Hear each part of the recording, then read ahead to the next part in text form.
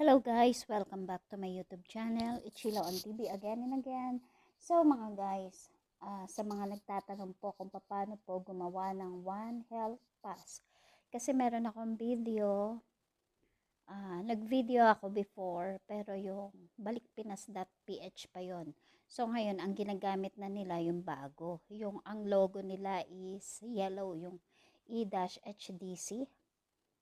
So eto, papakita ko sa inyo kung paano mag-register ng One Health Pass.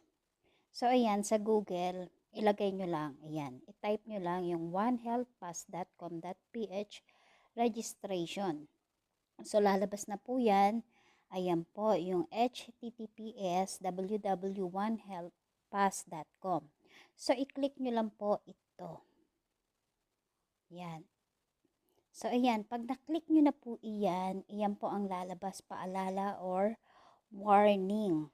So, sa baba, ayan. Ayan, pakibasa na lang po. And then, i-click nyo yung okay sa baba. So, ayan, kung nakikita nyo, may profile 1, register, self-checkup, EDC. So, ang gagamitin nyo po ay yung E-HDC. Before po, ang ginagamit ay One Health Register. So, ngayon po, iyan na po yung bagong registration ngayon kung kayo po ay magbabakasyon Pinas.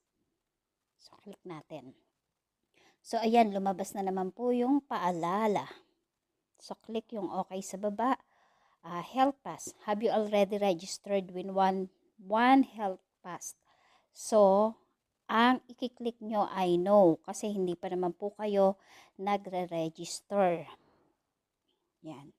So, lumabas na naman po yung okay sa baba. So, i-click lang po natin. So, ayan po, kung makikita nyo, may date. So, eto, ginagawa po ito 3 days bago kayo mag-flight. So, 3 days bago kayo mag-flight. So, ang gagawin natin, gagawa na lang po tayo kunyari ng date. Kunyari, uuwi po ako. So, para makita nyo lang po yung buong detalye ng One Health Pass. So, ayan po. Lagyan na lang natin ng date kasi 13, 12, 13 ngayon, 14, 15, 16. Ilagay natin kunyari 15 ako magpa-flight. So, kunyari lang ha. For example lang to. So, kunyari 16 ako magpa-flight. So, ayan, lumabas po yung February 16, 2022. So, ayan po, checkan nyo lang po, i-click nyo, piliin nyo po kung airport or seaport. Kapag seaman po, seaport. Kapag paliparan po mga OFW na galing Saudi, airport po. Seaport po, mga seaman yun ha. So, dito po tayo sa airport. And then, pangalawa, arriving as passenger or crew. So, ang ilalagay nyo dyan, flight crew. So, i-click nyo lang po. Classification, foreign national, non-OFW, OFW. So, ang pipiliin po natin, OFW. Ayan. So, ayan, na-register na po iyan na. So, sa baba po, may nakalagay na next.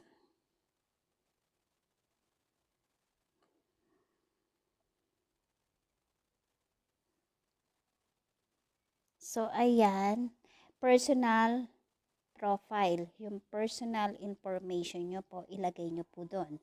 So, for example, pangalan ko, type ko yung pangalan, last name,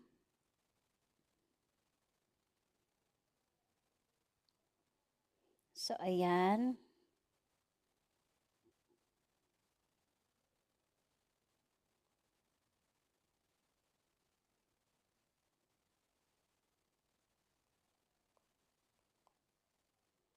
ayan. So, ayan sa personal ha. Sagutan nyo lang po yun. Lahat po na may asterisk na pula, kailangan i-fill out nyo po yun. So, ayan po, Demilio Sheila Alayon. So, sa select suffix, So, i-click nyo lang po yun. May lalabas naman po dyan. So, kung kayo po ay junior o senior, whatever, kung may first, second, the third, so, i-click nyo lang po yun. Pero kung wala na po, wag nyo na pong pakialaman yun. So, birthday, so, i-click nyo lang po ang, ayan po, and then, saan ba? Ayan.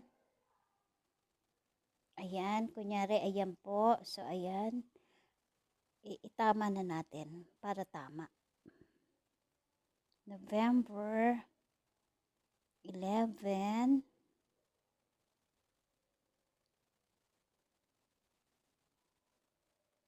I-type nyo na lang po ito para hindi kayo mahirapan. So, November 11. Oh, so, ayan po. Asa na ba yan? Ayan po. So, birthday, 11/11/1976. So, select sex. So, alam niyo naman po kung babae kayo or lalaki. So, kung tagilid, whatever po. Select, ayan. So, kung ilagay nyo dyan, single, married, widow, so, ilagay nyo dyan. Select nationality. So, alam niyo naman po. So, ilagay nyo dyan yung, hanapin nyo lang po dito. EF. Ayan. So, Pilipino, kung ano pong ating, kung tayo po ay Pilipino. So, kung German or whatever, kung ano pong lahi ninyo. So, ayan po. PhilHealth number. Ay, nawala. Sorry. So, PhilHealth number. So, ilagay nyo lang po dyan, PhilHealth nyo. Kapag wala po kayong PhilHealth, ilagay nyo lang po IN/A.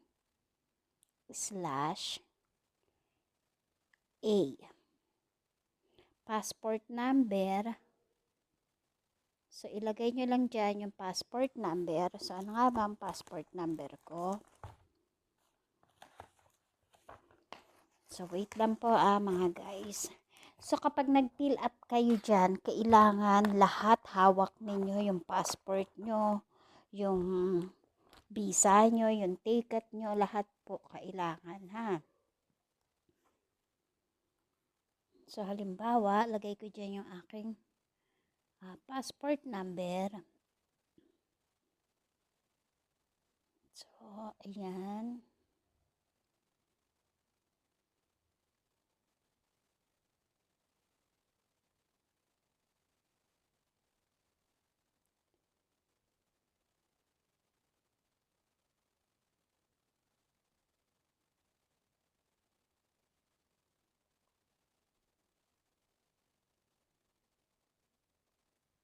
So, kunyari, ayan po. So, nakapag-fill up na po ako ng personal profile. So, dito naman po sa baba, enter house number. So, lagay na lang po natin dyan kung saan tayo nakatira.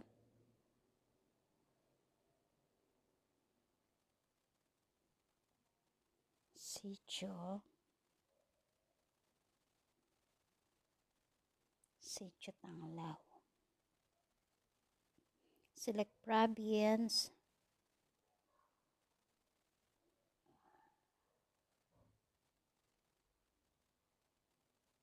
Rizal. Ayan. Municipality.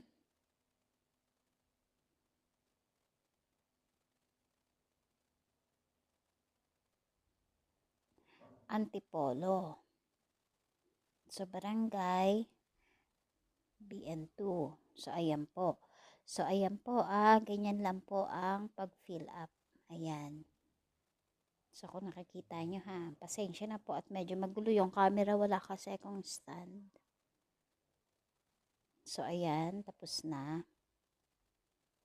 So, eto po yung travel itinerary. So, ayan po, select country from. So, kung saan kayo nanggaling. So, halimbawa, galing kayo ng Saudi Arabia.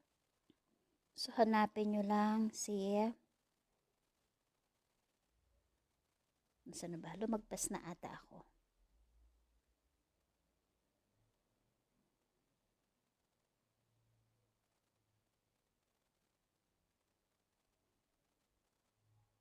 So, ayan. Kung galing kayo sa Saudi Arabia, ilagay nyo lang po, i-click nyo kung saan po kayo galing, sa Oman, sa Kuwait, sa Qatar, whatever. Ayan. Select port of entry. Kung saan po kayo lalapag. Kung kayo po ay sa NAIA 1, NAIA 2, NAIA 3, or sa Mactan, Cebu, Sambales, saan yung Subic Port, kung saan po kayo, Clark Port, Davao Port, Mactan, halimbawa po, NAIA 3 Terminal. So, ayan po, lalabas po yan. So, nakalagay po dyan, ang kinlik ko po, NAIA 3 Terminal, select airline.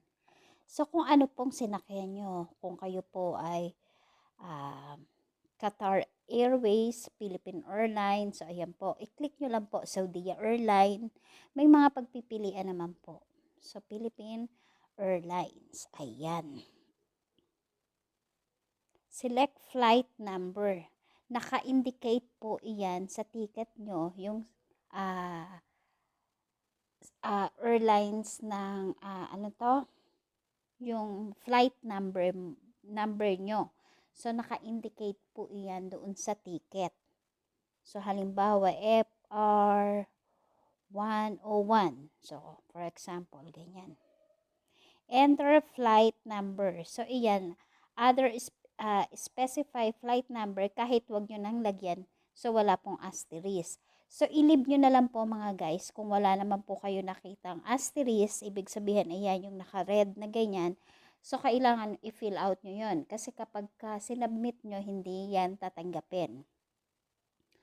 So, eto, other specified flight number, wala pong nakalagay. So, wag nyo na pong pakialaman. So, ayan, kunyari, nag-flight ako ng 30, 40, 15. Halimbawa, 14 ako umalis dito. Kasi 16 ako nag-flight. 16 ang flight ko, 14. Kunyari, 14 ako magpa-flight. 02 slash 14 slash 2022. So, ayan. Seat number, enter seat number. Halimbawa, diyan, pipili na lang kayo dyan na may mga pagpipilian. Kasi automatic po ito mga guys.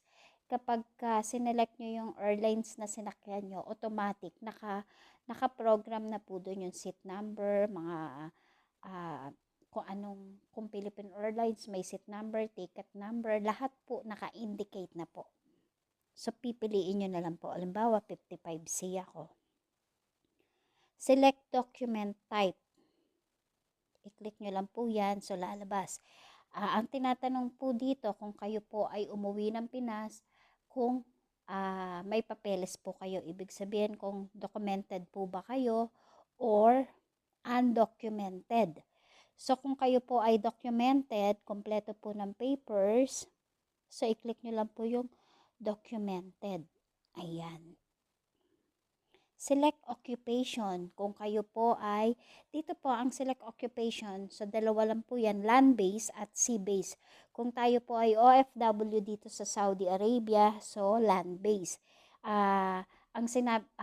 Kanina po, binanggit ko yung seaport, at saka itong sea-base, ibig sabihin, iyan po yung mga seaman. Yung mga sa karagatan, ayan, tayo sa paliparan, kaya tayo ay land-based. Are you vacation OFW? So, i-check nyo lang po kung yes or no. Kung kayo po ay exit, no? Kung kayo po ay bakasyonista lang po. So, yes. Employer name. So, kailangan nyo, alam nyo po ang pangalan ng employer nyo. So, may asterisk po. Ibig sabihin, kailangan po.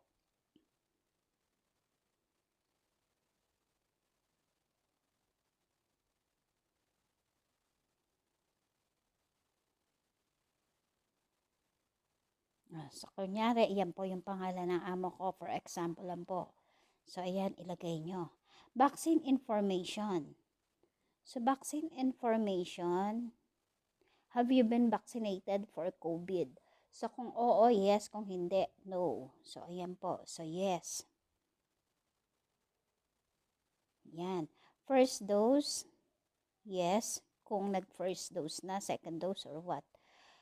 Date ng first dose, date ng vaccine.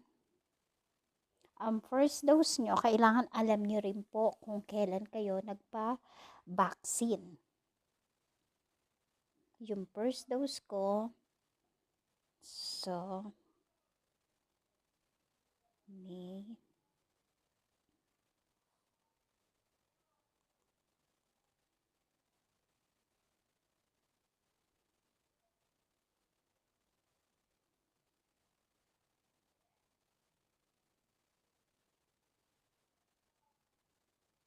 ang gulo ng, ano ko, kailan ba ako nag-vaccine? So, for example, nag-vaccine ako noong November. For example lang ha. Or October. October. Ayan. So, yung date. Halimbawa, 2019.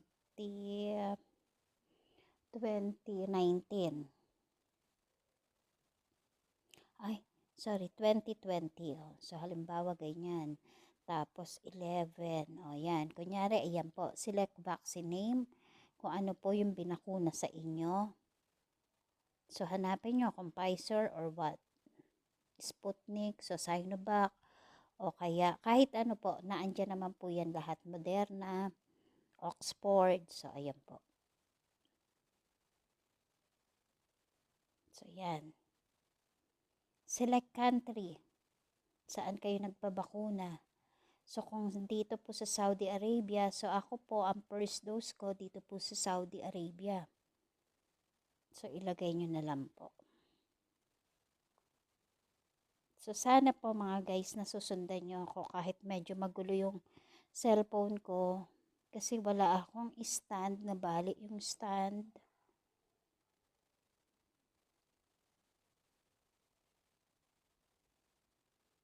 So, ayan, Saudi Arabia.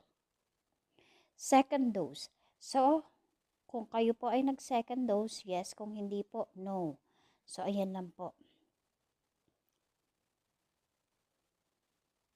So, choose file, upload vaccine card. So, wala pong naka-indicate na asterisk. So, pwede nyo na po siyang wag i-fill out. So, COVID-19 RT-PCR test result. So, do you have RT-PCR test result taken 48 hours? So, lagay nyo na lang po yes. Kasi, bago po kayo mag-flight, kailangan nyo pong PCR test or swab test. So, date ng swab nyo, kung halimbawa nag-flight kayo ng 15, so, lagay nyo lang po dyan 14. Halimbawa po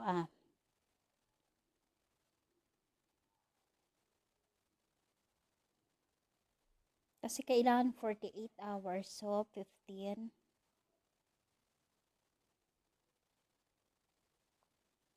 February 15. Mali. 02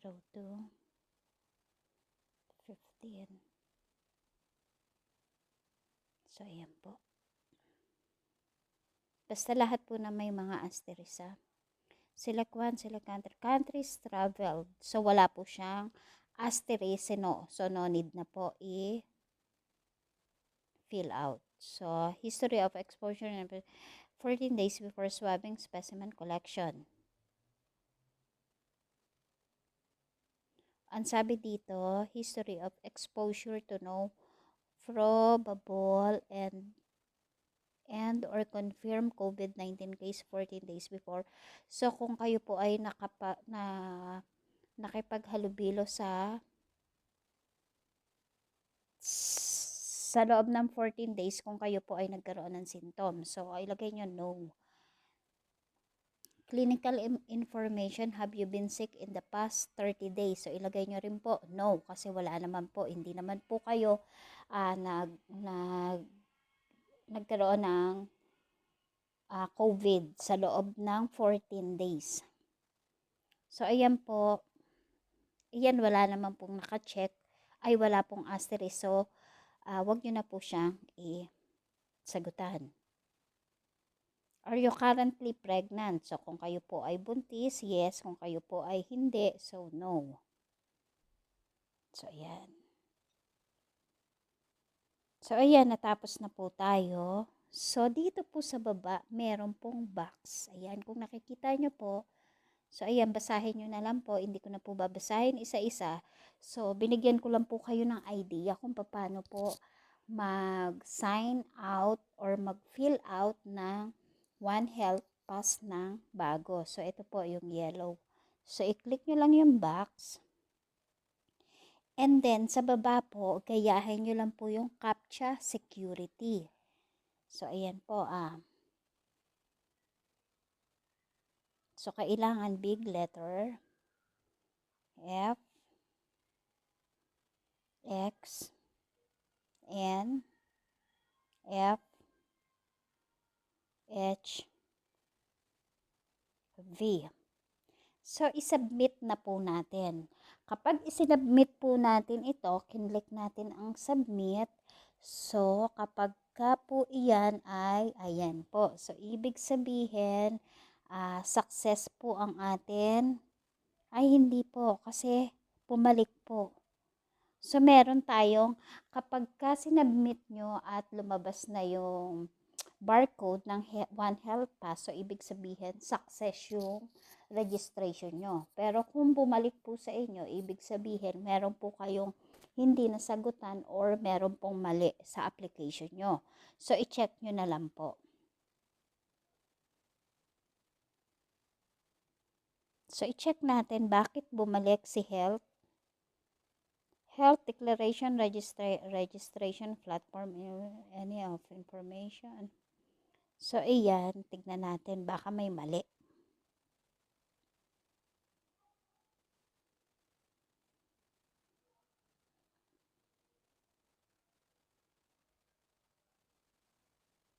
So, i-check na lang po natin kasi kapag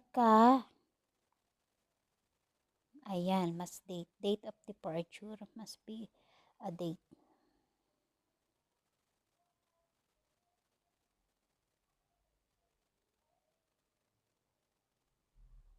So, ito, ayan, kailangan daw po yung date ng departure nyo. So, kung kailan kayo magpa-flight, iyon yung ilagay nyo dyan. So, kung 15, siguro ganon. Check natin uli. Ayan, kung tatanggapin, ha? So, kasi, nag-fly tayo ng 15, kailangan 16 na sa Philippines tayo. So, i-check natin uli kung tatanggapin na po. So, ganyan po ang application yan, ha? So, kapag mali po, back to CAPTCHA security na naman po kayo. As long na hindi po siya nasasubmit, ibig sabihin, may mali po dun sa ginawa nyo. So, sana mga guys, na mapanood nyo yung video ko para magkaroon kayo ng idea. Ay, nasaan na ba ako? Para magkaroon tayo ng idea mga guys, ha.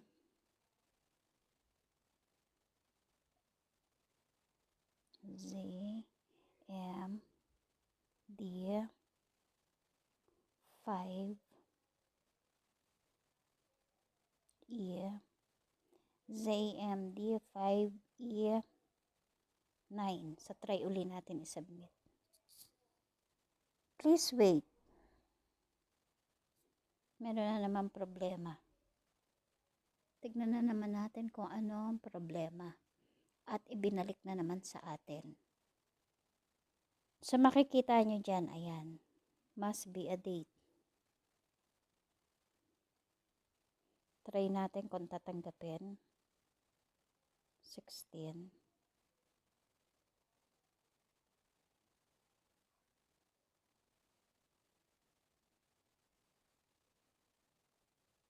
Kasi sabi, 3 days bago mag-flight, gumawa ka na yan. So, ibig sabihin 14, 15, 16. So, pwede na. So, gagawa na naman tayo ng CAPTCHA dahil mali na naman. So, as long na hindi siya ina-accept,